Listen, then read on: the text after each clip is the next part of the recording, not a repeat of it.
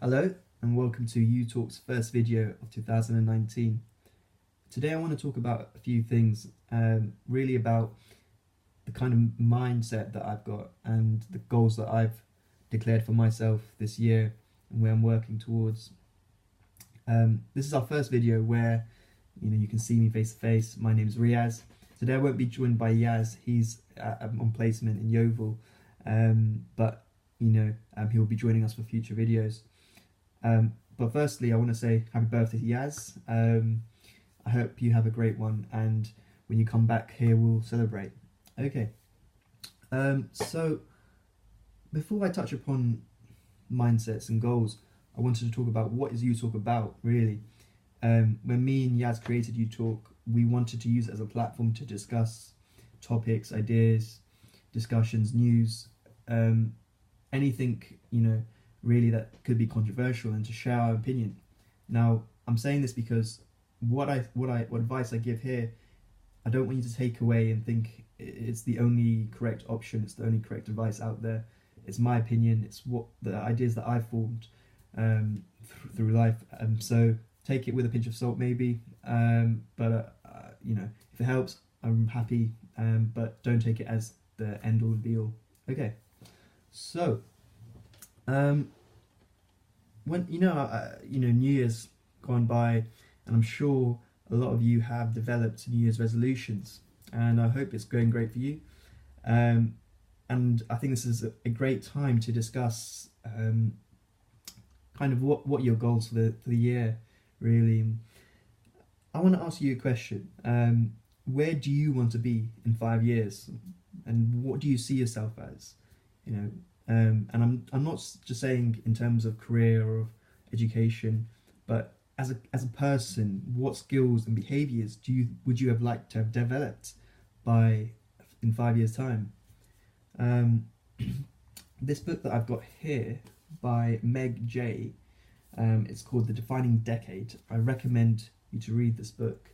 And part of what she says was that the neurons in our brain, they're formed in 2 points in our life, really. It's when we're born and later on in our 20s. Now, what happens when these neurons are formed is you have so many neurons formed, and these neurons are pruned depending on which ones you're using.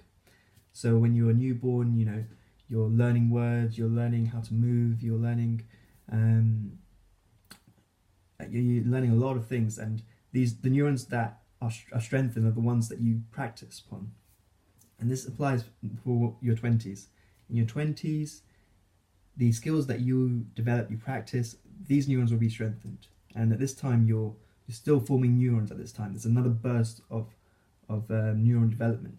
So it's incredibly important how you spend your 20s, because the habits you develop now will stick with you forever. 20 to 30, that's what she mentioned as the time frame when your habits are really formed, when most of us are independent at this age, we're living away from home, and it's incredibly important then how we spend our time. Okay. So now this leads on to my second point, which is to develop our skills and to become the person that you want to be, or I want to be. You have to face fears. You have to face the thing that you don't want to do. And that's because, that thing that you fear, there's a reason why you fear it. And it's limiting you from developing a certain skill. So I'll give you an example. Recently I got involved in a charity that encourages and inspires students to aspire to being a doctor. So I'd go to schools, to a school, and to teach them about what medicine is, and to teach them certain topics. Now, I'm not the most outspoken person, and I'm not the best at teaching, so it was something that I did have a certain fear towards. I had a reluctance to getting involved in this. But what I realised from doing it is that my teaching skills improved. I saw how others performed and how others taught these children, and I learned from that. So it's important that we face our fears and we learn skills from that. You know, if there's one thing that you don't want to do, that's the one thing you should do, because that's going to push you to grow and develop. And from teaching, I learned more about myself. I surprised myself that I had certain skills that I didn't think were there. So you will surprise yourself if you try and push yourself and face your fears. And if you don't face your fears, they're always going to be there.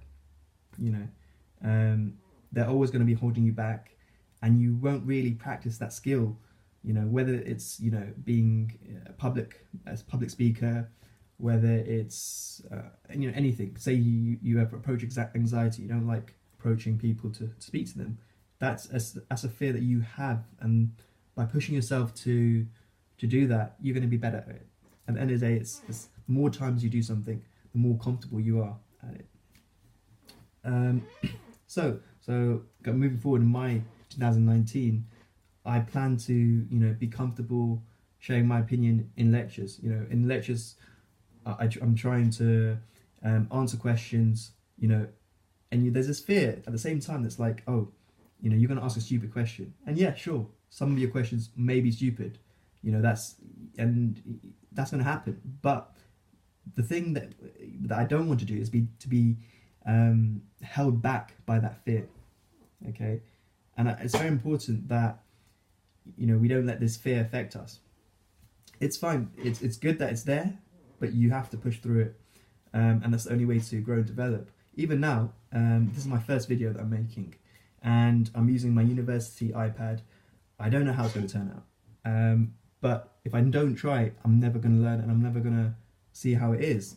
And so this is, you know, a learning experience, and everything we have to think of is, you know, a learning experience. What do we learn from it? Okay, we might have failed, but that's in a way that's a good thing, because we now know what we shouldn't do again. So, and I'll give you another example. So, you know, in the holidays, I passed my driving test, and driving had become one of those things that I just hated. My reactions on the road, I'd get really nervous. I wouldn't know, you know, I was making silly mistakes here and there. And in your mind, it can become a big thing that you think it's just impossible to pass, you know? So, but by doing that, by, you know, taking an objective viewpoint, realizing, okay, this is where I'm going wrong and this is where I can improve, I've now overcome that fear, and I passed with only one minor. So, you know, don't let your fears hold you back. They're the one thing that's holding you back from growing and becoming the person that you want to be. Okay, so yeah, so that's why I say, go for everything that scares you. Anything that you think, oh, you know, I don't think I can do it, I'm likely to fail. That's the one thing you should do. You know, don't listen to the voice that puts you off and says, you know, it's more comfortable not to do it. Life's going to be easier. Okay. So another thing I want to talk about that I read in this book was something called Strength of Weaker Ties. And it's because I want to talk about that because it surprised me. I always thought that, you know, have a small group of friends is better than knowing lots of people, and that's true. You know, you gain more support from friends that you are really close with and who understand you. But the advantage that this book mentioned in The Strength of Weaker Ties is that the people that really have the biggest impact on changing and improving your life are people that you don't really see a lot often, because your close friends, they're going to have the same viewpoints as you. They're going to think the same, really. So they're not really going to push you or have a different mindset to you. You know, they're not going to really introduce you to new ideas. So it's really important that you kind of branch out, get exposure to different people, different societies, and really learn more about things that you wouldn't normally hear from your closest friends. So that's something I wanted to mention. Okay, so now the other thing that I wanted to talk about going forwards in 2019 is be careful what you feed your mind. What do I mean by that? Probably a lot of you use Snapchat, Instagram, Facebook, and I know these things can be addicting. You know, personally myself, when I'd wake up in the morning, one of the first things I'd look at would be Snapchat or Instagram. It's just something to browse through, something, you know, just to feed your mind in the morning when you're really drowsy and tired and just need that some stimulus. But you know, I've realized that those apps don't really benefit me in any way. They don't really improve my quality of my day. You know, they're really just a waste of time. So what I've done is I've deleted those apps from my phone. You know, I'm not benefiting it. The only exception to this would be the inspiration you get from other people's achievements. I'll accept that, but otherwise, I think people are wasting their time by thinking about what other people are doing during their life. It doesn't matter. The most important thing is what are you doing with your life. So this led me to think about, okay, what apps are there that are good? You know, what would I recommend getting? And this led on to me getting this app called Habits. So I'll show you. So this is Habits. You can't really see it that well. And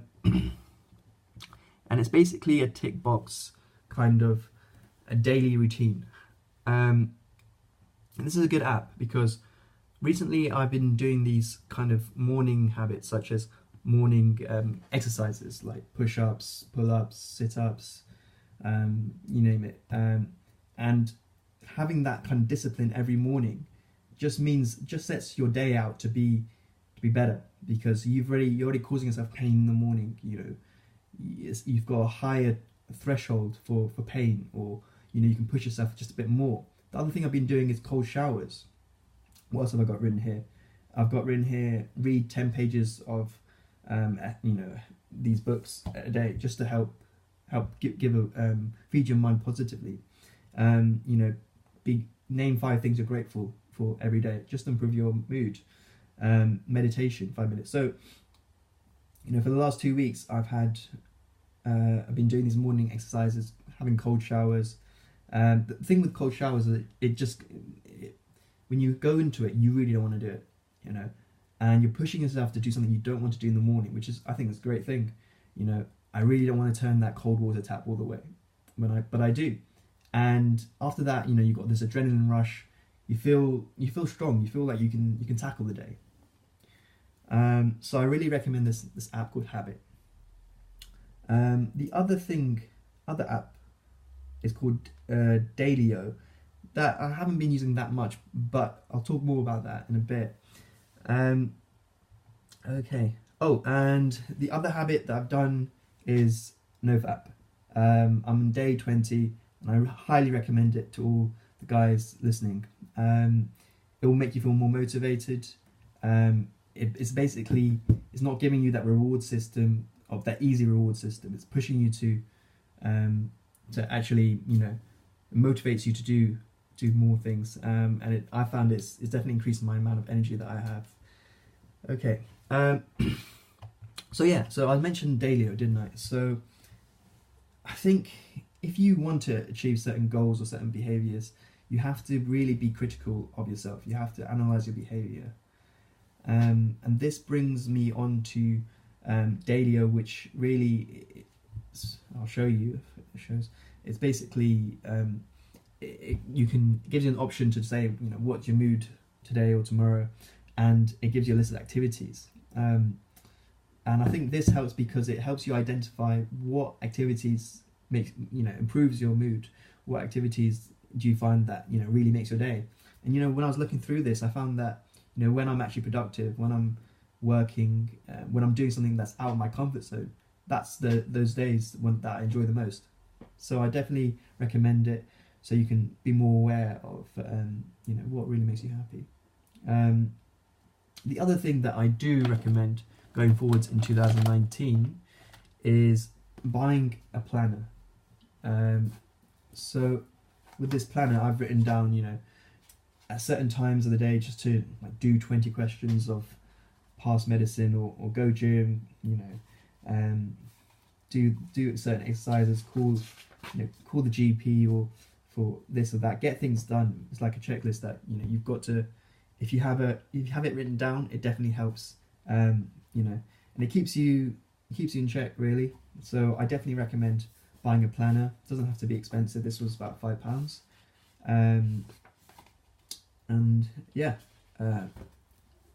So that's really it, really where my mind is right now. And the last thing I want to talk about, and it's also one of the most important things that I want to talk about today, is ambition. So when Yaz was here last time, I was talking to him about ambition and, do you think it's important? And he said it is, but he gave me a different answer.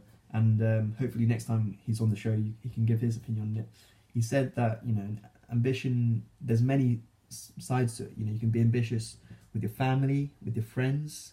You can be ambitious in your career. You can be ambitious in how healthy you want to be. So there's many different aspects in which you can be ambitious in. And why I want to talk about this is because when I started university in my first year, I achieved a place in medicine. My ambition, in a way, I had already achieved it because I'd been working towards that goal. And I think it's important to always have another goal after, a goal that drives you. And the way to do that is to picture yourself 5 years, 10 years, where do you want to be? And I think when you get satisfied with what you have, that's when you stop working, you stop pushing yourself. But it's very important that you do push yourself. For you, maybe for certain people actually it's not important. But I would recommend if career is important for you, then to prioritize it, find a goal and work towards it. Okay, I've really talked about a lot of things today, and yeah, it's been a first for me, so I hope you enjoyed this video. If you did, give me some feedback, let me know. I hope I didn't say too many stupid things in this video, but if you have any criticism too, please let me know. We learn from mistakes, we learn from feedback, so yeah, cheers. Peace out.